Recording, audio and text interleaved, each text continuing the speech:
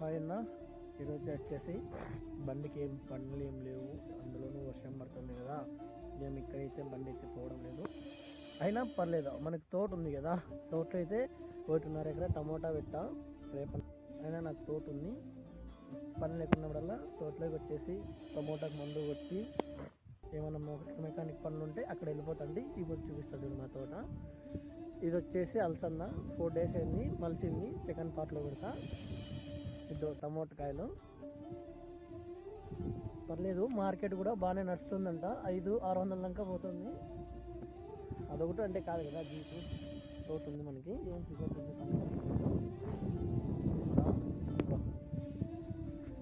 కాపు